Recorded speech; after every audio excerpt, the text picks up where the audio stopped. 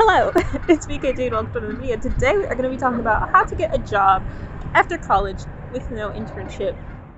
I am at a park. I literally came to a park today because I knew I wanted to film this video. I get off work at 5, I have a date at 7, so it's like, okay, I'm going to have about an hour to kill, an hour and a half to kill, and then I have to drive to the date. It doesn't make sense for me to go home because of the timing, so I'm going to film a video in between work and my date. That's what I said to myself. What is it that I cannot find, you ask? My camera battery. I don't know where it is. I've decided not to let my camera battery stop me from filming a good video.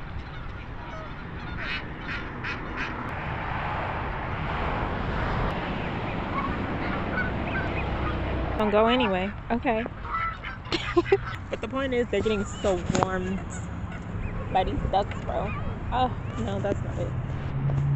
There is a plane. I should have knew coming outside was not going to be the move for me. Why did I come to the duck park? Why didn't I come to the silence park? We're going to have to move. Those of you who are new here, hello, my name is Kayla. I work currently as a graphic designer, although I have friends in all kinds of industries, so I've seen how this can be done in other ways. I never had any internships in college, and I still managed to get a full-time job.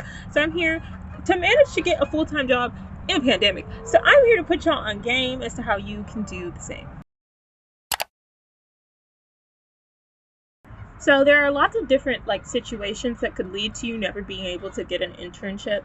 For me personally, I paid my way through college, and because I was doing that, I needed to be able to work a job. And a lot of these little raggedy internships out here like to be unpaid. They like to compensate your girl in hopes and dreams and imagination, and that was not really going to pay my books and fees every semester. I couldn't work an unpaid internship because I didn't have time to do school, an internship, and work a job. I was an animation major. My classes were 3 or 3.5 hours long. I have to drive an hour and a half to school, take 2 3-hour classes, so 6 hours of class, drive an hour and a half back home into my hometown, work for 6 hours at my job, so 6 hours of work. Where are we? 12, 13, 14 hours. I still have to go to sleep. Where's the time for the internship? And I applied to internships every single semester and just never got one. The girlies just didn't want to hire me. This is for my college seniors. This is for my college freshmen who are freaking out. This is for my graduates. This is for anybody who just does not have any internships or doesn't plan on working any internships for XYZ reason. Here is what you can do instead. So honestly, what you should do instead of work an internship is really simple if you understand why you should do it. And you can probably come up with more things than just what I'm going to say in this video if you understand why you need to do those things. So when it comes to getting a position, as far as we've been shown with maybe getting into a private high school or getting into college for most of us, when it comes to getting a position, there are 2 things that we can lean on: experience and prestige. So in the college scheme particularly, because most of you watching this are in or just finished college, in the college scheme particularly, your experience is to be able to show that you can be a college student. And the way that you do that is show that you've been a student before and you were good at it.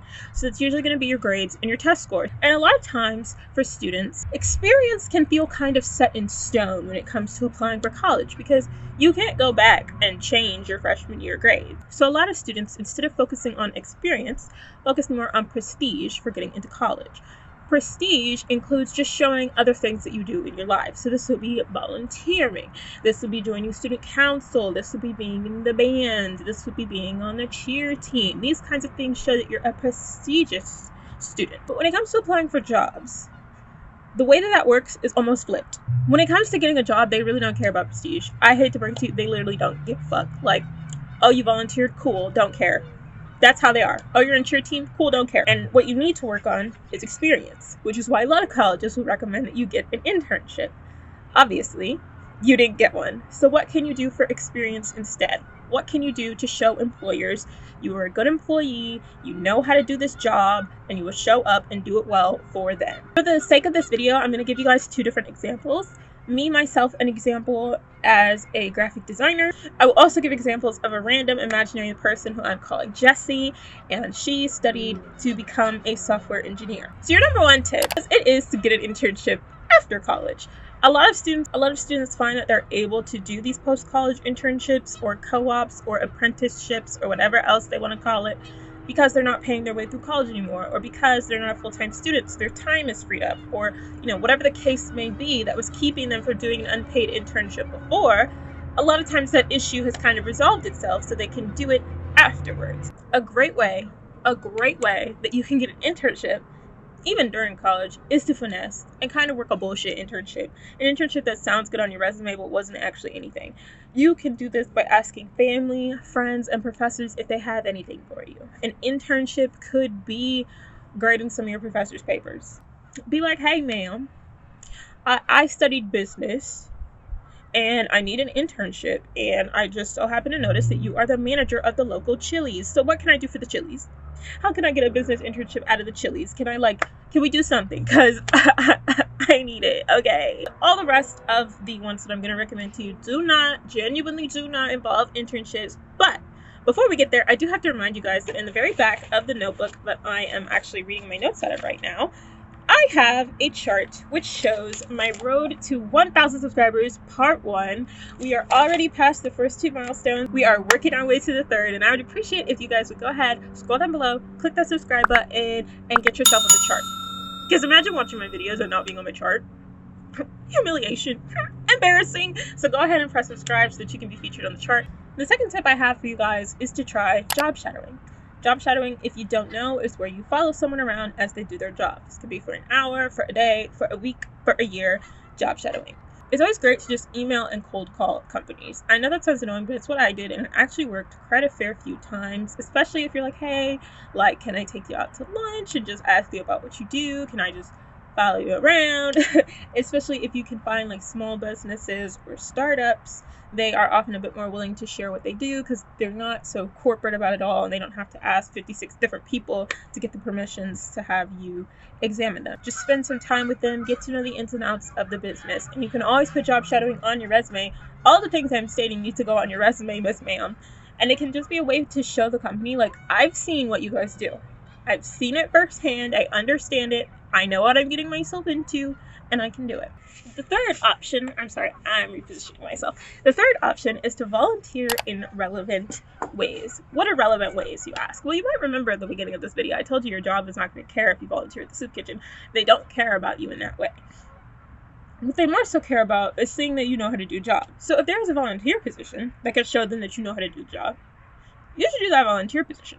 Another way that you could do it is you could tutor your peers or teach this topic that you've studied at your local school. For example, I did some volunteer day painting with students at local middle school and elementary school, so just showing them how to paint, basic artistic principles, and just getting their creative juices flowing. You could also say that Jessie might volunteer at her college. She might meet up with one of her professors and be like, hey, is there anything I could do for you? And he's like, yeah, can you just help me, I don't really know, clean the lab? I don't know. She's a sophomore engineer. I don't know what she would do, but they would ask her to do something, and she could say, yeah, I worked closely with a professional software engineer. I saw all of these different people's kinds of work. I did this, that, and the third. And it's another way to get that experience without directly having an internship.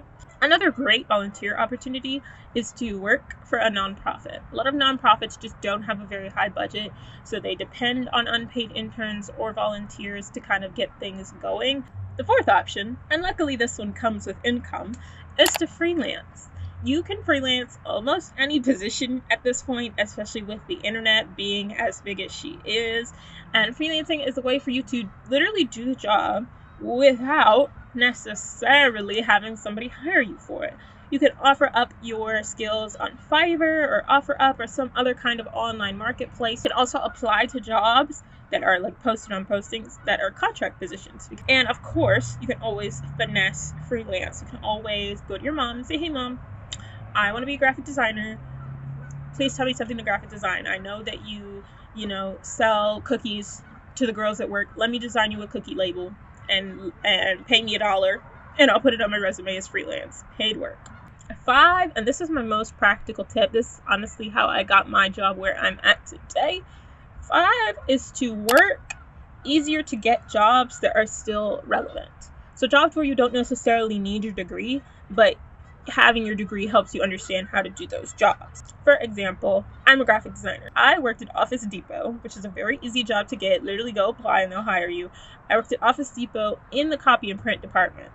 So I was copying, I was printing, and sometimes customers would come in wanting to print something that didn't exist. And so then I would be like, okay, well, let me just go ahead and throw this together for you real quick. You want some coupons? Let me design you a coupon. You want a flyer? Let me design you a flyer. Oh, this thing that you sent isn't the right size. Let me resize it. So I was doing little bits and pieces of design here or there. And that design work was the experience that I needed to push me into my career. Another example is that I was an instructor at a sip and paint. And before even I did that, I worked at a daycare as like the after school care teacher. And because the kids were so rowdy, I came up with some on the side things to do to kind of get them to calm down. And sometimes those things were art lessons. So I did volunteer art lessons in the elementary middle schools. Then I worked at a preschool and did art lessons like here or there at work. Then I worked as a full-on painting instructor. And then I was finally able to get a position doing paintings for an apparel company. So you kind of work your way up through the ranks by making your first 1 or 2 jobs not necessarily something that you really need your degree for, but still something to say like, I'm doing what I'm supposed to be doing. So if I were to give an example for Jessie, our girl who studies software engineering, she might get a job as, say, a data analyst. To say, yes, I can look on computers, I can look at details, I can input information, I understand basic code. Some other examples include being a manager or working in sales. This is especially great if you have a business degree. Another option is to be the receptionist at a relevant company. So if you want to work as a doctor, you can be the receptionist at an urgent care, and you get eye to eye, sometimes hands-on experience with these patients. You can be a personal assistant to somebody who's working the job that you want to work. There are lots of these little kinds of not really hard to get jobs that are still sort of kind of related,